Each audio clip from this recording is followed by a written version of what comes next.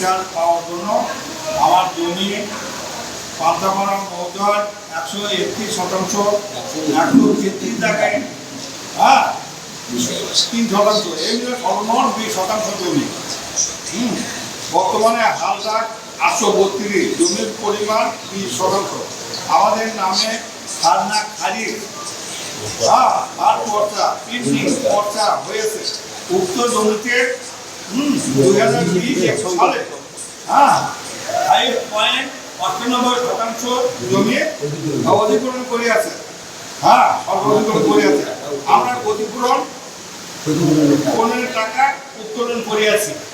আমরা ক্ষতিপূরণের টাকা উত্তোলন করেছি। বর্তমানে আমাদের জায়গায় কাজ করতে গেলে এই ভূমিদস্যু বাবু মিয়া ও তার ভাই আব্দুল্লাহ আল মামুন ও তার বাবা মনসুর আলী পিতা মনসুর আলী প্রভাব খাটিয়া আমাদের কোনো কাজ করতে দিচ্ছে না।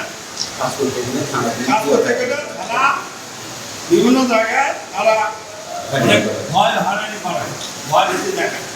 কি বলে এখন আপনাদের জায়গায় আপনি কি ভয়ভীতি দেখাচ্ছে আপনাকে?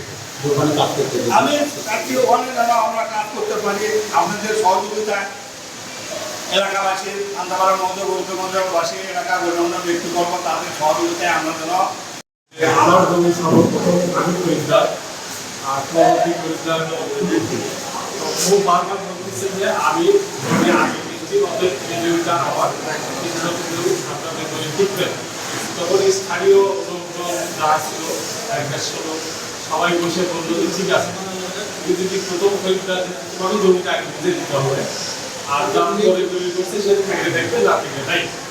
তখন এই সম্মতি করবে বাবুর রাজি হয় এবং কলেজের মঙ্গলবার দিনে আমি দেশে বসা হয়।